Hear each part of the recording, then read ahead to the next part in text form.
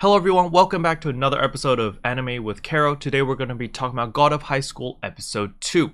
So I am a little bit behind. I've seen episode 2 and I've seen episode 3, but I need to do some catching up. So I'm going to be working extra hard to try to get my episode 3 review or reaction or whatever this Anime with Kero is supposed to be. Okay, so the same thing as usual.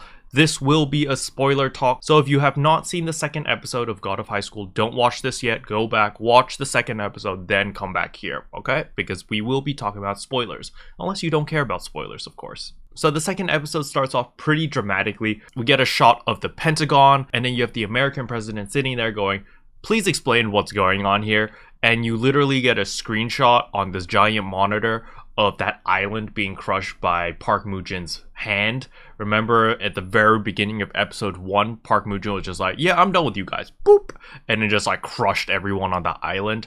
Yeah, the Americans have taken interest in this and they're like, okay, what is this? Is this a new weapon from Korea? Or like, you know, they want to know what's going on. And just as they're talking about it, suddenly the alarms in the Pentagon goes off and Park Moo-jin literally walks through the front door and is like, yo, sup? And the Secret Service immediately pick up weapons, are ready to shoot him on sight and stuff. But the president is like, no, just hold your fire. And it asks Park Moo-jin who he is, and scene. There you go. We got a cut. And it goes straight into our intro, so we don't know what they talk about. Right after the OP, we immediately get greeted back with our 3 protagonists, which is Mira, Jinmori, and Han. So for those who forgot, Mira is the katana girl, Han is the convenience store guy, and Jinmori is our main character. And so Jinmori and Han seem to be following Mira, and Mira's getting really triggered because she's like, hey, you stalkers, why are you following me?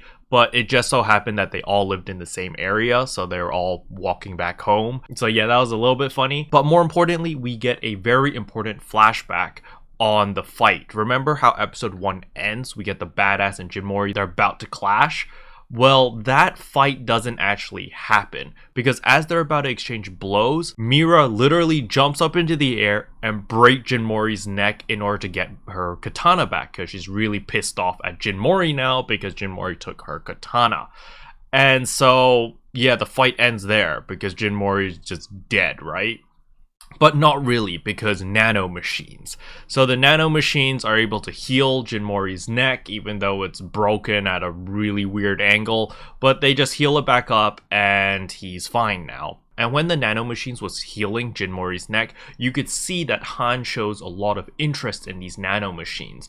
And we find out why later in the episode. So now we get a little bit more background information on our 3 main characters on why they're participating in the God of High School. So we knew in episode 1 that God of High School is like a holy grail, holy war. Basically, people contest in this God of High School arena fight thing, and the winner of it will get any wish granted. So Jinmori just wants to fight stronger people. He doesn't seem to have a goal. Han wants a ton of money, and we find out that one of his friends is kind of hospitalized, so he needs a lot of money in order to pay off all the medical bills. Mira's wish is a little bit more complicated. She wants to continue her dojo's legacy because apparently her father and her grandfather had a dojo, and that's why she treasures that katana so much, because it was passed down by her father. And basically, she wants to continue the legacy of her dojo as well as find a strong successor, because that seems to be her father's dying wish. So as we get more information about each character, Jinmori does something stupid as usual and tries to borrow the katana from Mira and accidentally drops it into the water. So they're crossing this bridge, and then the katana literally just flies out of Jinmori's hands and lands in the water, which is really far away.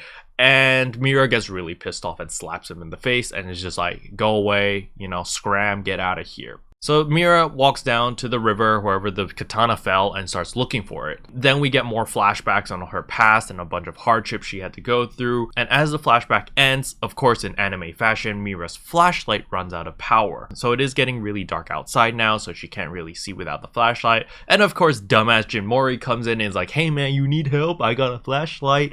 And she's like, alright, sure, do what you want.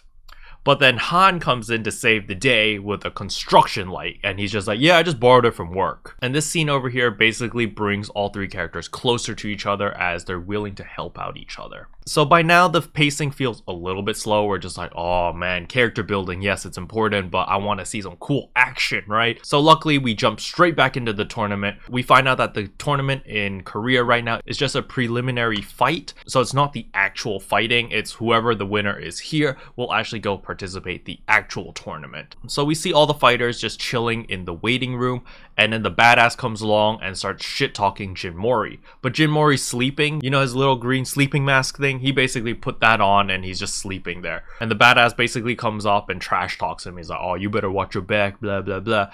But Jinmori doesn't really care. He's sleeping, right? So then we see this new guy, this Tai Chi master guy, and he basically tells the badass to leave Jinmori alone because they're not in the ring and that you guys shouldn't fight when you're not in the ring. You know, it's kind of like a gentleman's agreement. But the badass literally tries to kick the Tai Chi guy in the face while in the waiting room. Luckily, Jinmori saves him by pulling him back. But he still gets a nosebleed even though the blow didn't actually hit him.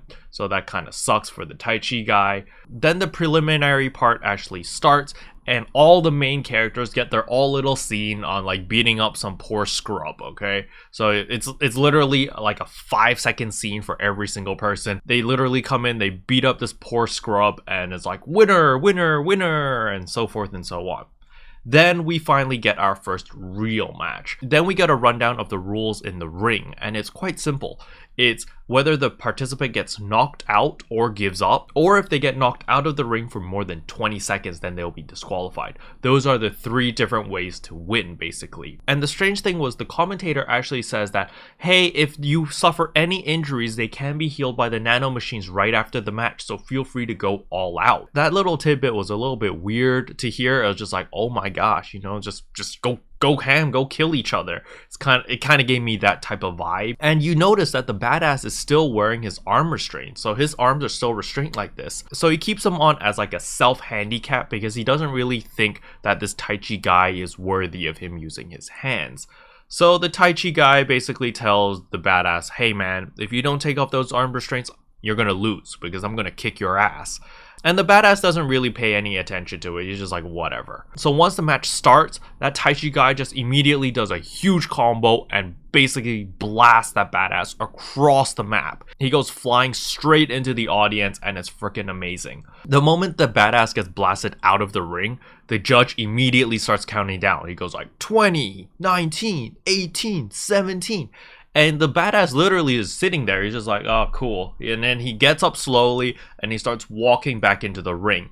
And as the judge is saying, 1 second, he basically teleports. He just jumps into the air and immediately is back in the ring. And then the judge is like, continue.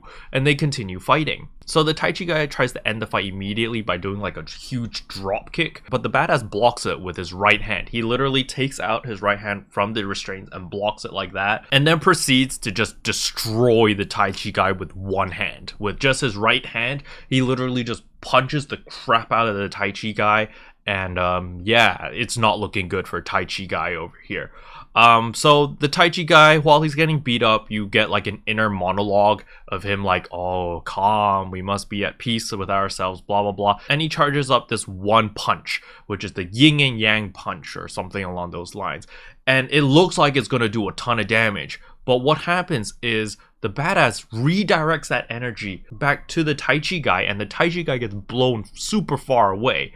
But you know, not out of the ring. He's still in the ring. He hits the ropes, but he's super out of breath and he's like pretty much screwed now. So then the badass walks up to the Tai Chi guy and demands the Tai Chi guy to say, please forgive me, these 3 words. And we find out why he says that, because he has some sort of PTSD of some random dude beating the crap out of the badass maybe earlier in his lifetime or something before he was strong. And so he has this sort of PTSD where he needs to make other people beg for forgiveness to him so that he feels like he's strong. Fortunately, the Tai Chi guy doesn't give in and he's just like, I refuse to give up no matter what. The badass gets really pissed off and literally starts breaking his arms. Like, you can hear the break is like, it sounds really, really disturbing. So the badass breaks one arm super easily, and he's about to break the second arm. When he's about to break the second arm, Jinmori jumps in, taps the badass in the shoulder, is like, hey man, I hate your taekwondo, and literally beats the crap out of the badass in one kick. He kicks him once, that guy flies out of the ring, and immediately the match is stopped because all these judges come in and it's like, Jinmori, that is a serious violation. You know, wait for your turn. You can't just jump in and fight whoever you want, whenever you want. And Jinmori's just like, oh, really? Damn, I wanted to fight this guy. And is literally the blonde guy, which recruited Jinmori into this tournament. But the badass that got kicked so far away, he comes back and you see this like super evil aura around him. And then people are like, uh-oh, he's pissed now. But Jinmori whoops his ass with some Renewal Taekwondo. It's some new form of Taekwondo. It could be called Reversal Taekwondo. But yeah, it's super, super cool. And Jinmori basically destroys this badass in like 5 seconds. Then suddenly Jinmori's standing in the ring and then whoosh, his face hits the ground. And you're like, what on earth just happened? And you find out that Park Moo-jin has returned back into the Coliseum and he's doing his gravity hand thing. And we find out that Park Moo-jin is actually the lead for the entire event. And he tells the audience that, hey, the tournament's going to continue, don't worry about it. But Jinmori is going to be punished for the serious violation of interrupting someone's match. But he doesn't say what the punishment is because they need some sort of discussion to find out what the heck the punishment will be. And the episode ends there. So the second episode isn't that amazing for me. I found it kind of like, okay, you know, they had to dedicate like some parts into character building so that we actually cared about any of the characters. But I don't know, something about the pacing, something just felt off about this episode. It wasn't as adrenaline rushing, it wasn't as like super crazy.